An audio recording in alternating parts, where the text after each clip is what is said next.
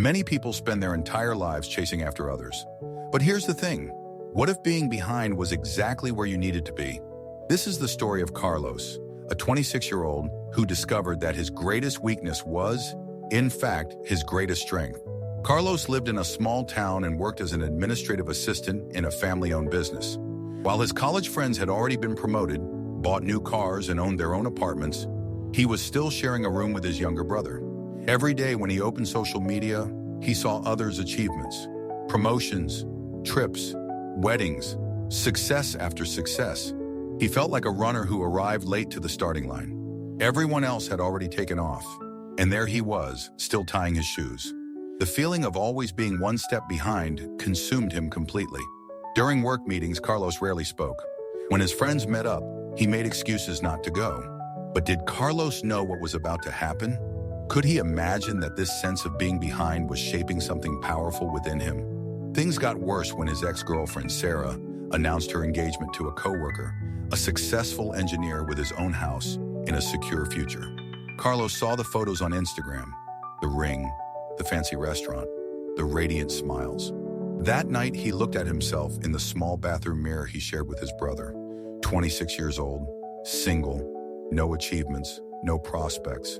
"I'm a failure," he whispered to his reflection. Tears came without warning.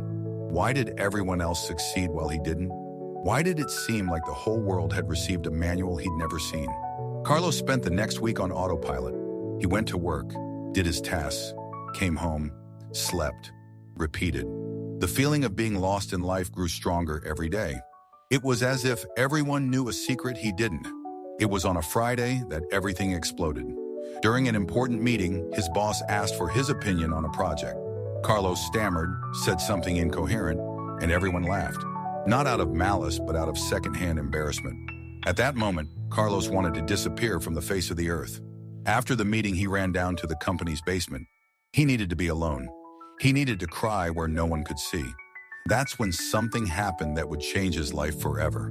Sitting on an old chair, flipping through dusty documents, was a man about 70 years old. Carlos quickly wiped his tears. "Sorry, sir. I didn't know anyone was here," Carlos said, his voice still shaky. The man looked up. It was Roberto, the company's founder, who had retired 5 years earlier.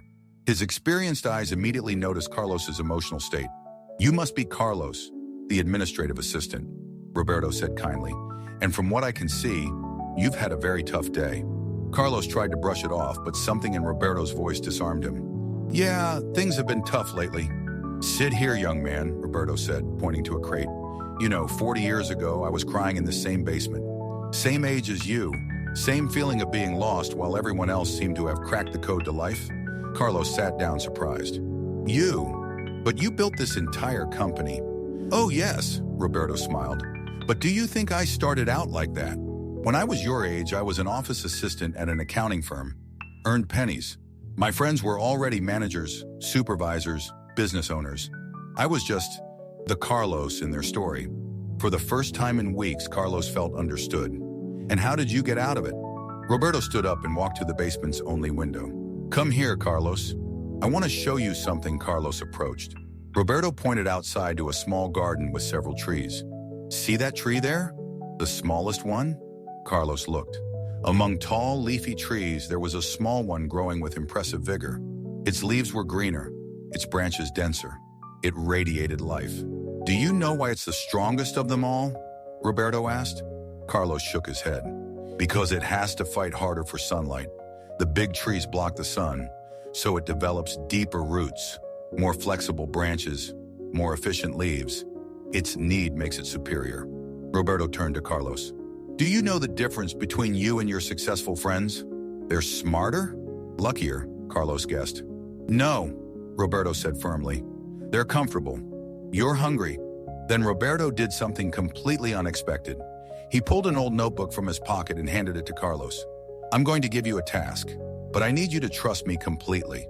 For the next 30 days, every night, you'll write down exactly 3 things. 1 skill you don't have but need, 1 person who's where you want to be, and 1 small action that can get you closer to them." "That's it." Carlos took the notebook, confused. "That's all? It seems too simple." The most powerful things in life are simple, Roberto said.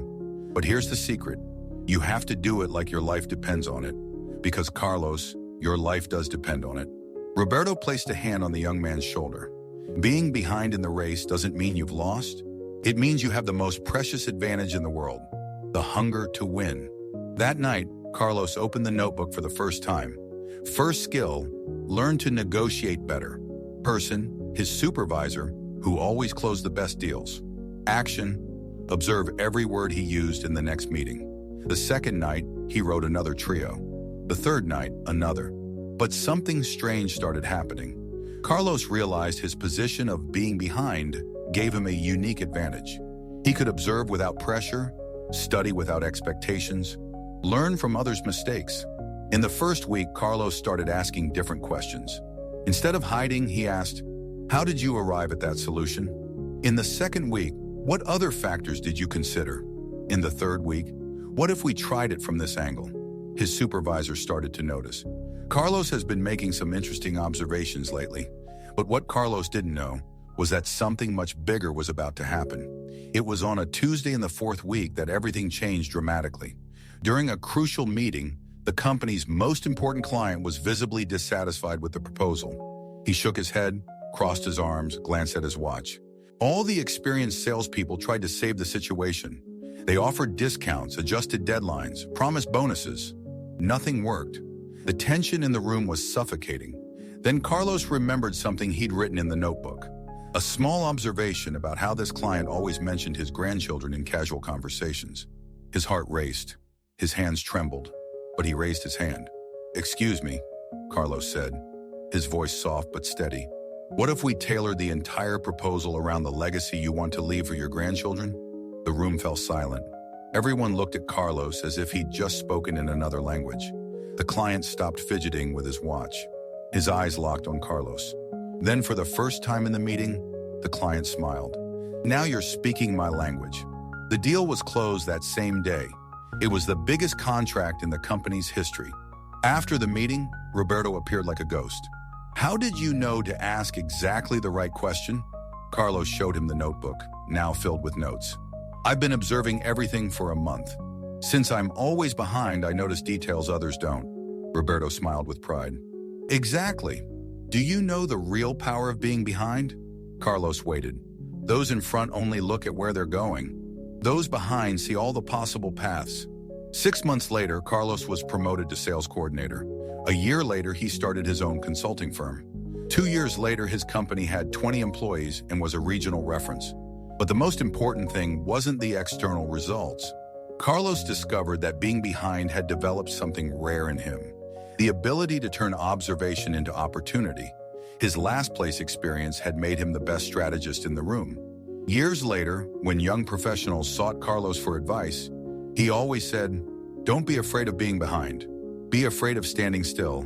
And he'd always show a photo of that small tree from the basement of the old company. "It's still there," he'd say. "Now it's the tallest of them all." Remember this. Your current position is not your final position. Like a seed that needs the darkness of the soil to grow, sometimes being behind is exactly where you need to be to develop the strength to surpass everyone. Stop comparing yourself to others and start studying them. Turn your hunger into fuel. Use your position as an observer as your private master's degree in life. If this story touched your heart, leave a like so more people can see this message. Share in the comments. What was the biggest lesson you learned when you felt behind others? And if you want more life-changing stories, subscribe to the channel and turn on the notification bell. See you in the next inspiring story.